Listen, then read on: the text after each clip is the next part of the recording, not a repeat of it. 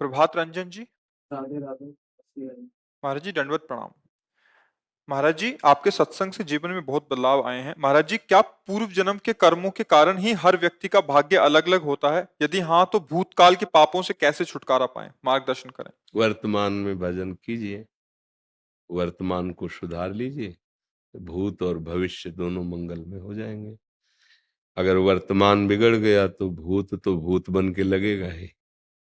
भूत बन के लगे, भूत जिसके ऊपर लगता है चैन से रहने देता है क्या? तो भूत का कर्म भूत जैसा ही है। जो शुभ और अशुभ कर्म है वो दोनों दुख देते रहते हैं। आप न आवे ताहि पे ताहि तहां ले जाए। जहां जिस तरह का कष्ट विधान लिखा है वो वहीं वैसे दंड भोगता रहता है। तो हमारा मनुष्य शरीर कोई पशु शरीर थोड़ी कि हम केवल उसी भूत के विधान से जिए। हम वर्तमान में नया भाग्य रचेंगे, हम वर्तमान में परम मंगल विधान रचेंगे। ये छूट है मनुष्य जन्म में और किसी में नहीं। 83,99,999 योनियों में ये छूट नहीं, ये केवल एक मनुष्य है। इसीलिए शास्त्रों में कहा गया है, दुर्लभो मानुषो देहो, बड़ा दुर्लभ, बड़े भाग मानुष तन पावा। इसकी बड़ी महिमा है। इसी बात की महिमा है कि हम ऐसे सत आचरण करें, ऐसा भजन करें कि हमारा पूर्व का सारा पाप नष्ट हो जाए, आगे हम सुख में जीवन व्यतीत करें। पर वो मंगल धर्म आचरण से, भजन से होगा। मनमानी आचरण से, पापाचरण से और गंदा हो जाएगा, फिर भोग भोगने पड़ते हैं। परहित की भावना, नाम जप का अभ्यास, पवित्र आहार विहार विचार, सब ठीक हो जाएगा।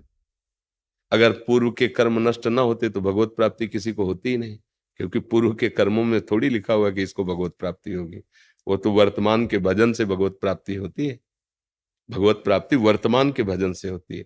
तो हमारे भाग्य में तो नहीं लिखा कि हम वृंदावन वास करें, भगवत प्राप्ति करें, लेकिन गुरु कृपा हुई, संत कृपा हुई और ये पता चला कि जीवन का लाभ भगवत प्राप्ति है, तो सत्संग मिलने लगा और उससे हमारी भजन में रुचि हुई। भजन ने हमारे भाग्य का परिवर्तन शुरू कर दिया। ये पूर्व कर्म शरीर को दंड देंगे, शरीर को रोग ग्रसित करेंगे, निंदा होगी, अपमान, ये सब होगा। लेकिन वर्तमान का भजन ऐसा ज्ञान प्रदान कर दिया कि निंदा का प्रभाव नहीं, कष्ट का प्रभाव नहीं, आनंद में ये जीवन, और शरीर छूटने के बाद प्रभु की प्राप्ति, मंगल हो गया। अगर भजन ना करे तो फिर और किसी कर्म में सामर्थ्य नहीं है कि कर्म, जैसे गंदे हाथ को नाली के जल से, नाली के पानी से धोए तो साफ थोड़ी माना जाएगा। ऐसे ही वासनात्मक कर्म, और उससे हम पुराने कर्मों को नष्ट नहीं कर पाएंगे। भागवतिक कर्म में जैसे निर्मल गंगा जल से धोए तो परम पवित्र हो गए, ऐसे भागवतिक ऐसे कर्म हो भागवत धर्म के, कि वो कर्मों का नाश करके हमारा भविष्य मंगलमय हो जाए। क्योंकि भगवान मंगलमय है, मंगल भवन है ना। तो अमंगलहारी जितने पीछे थे सब अमंगल नष्ट कर देंगे, वो आगे सब मंगल ही मंगल हो जाएगा। तो भाव को भाव अनख आलसहु, नाम जपत मंगल दिस। नाम जप करो भगवान का, बुजुर्गों की सेवा करो, असहाय की सहायता करो, बड़ी जल्दी पूर्व अशुभ नष्ट हो जाएंगे। दूसरों को सुख देने की भावना ये बहुत काम लग। परहित सरिस धर्म नहीं भाई, और पर पीड़ा समने यज्ञ। जो दूसरों को दुख दे करके सुखी होना चाहते हैं, बहुत भूल कर रहे हैं, कभी सुखी नहीं हो पाएंगे। जो खुद दुख सहकर दूसरों को सुख देना चाहते हैं, आगे उनको कभी दुख नहीं मिलेगा, कोई भी दुख उन्हें परास्त नहीं कर पाएगा।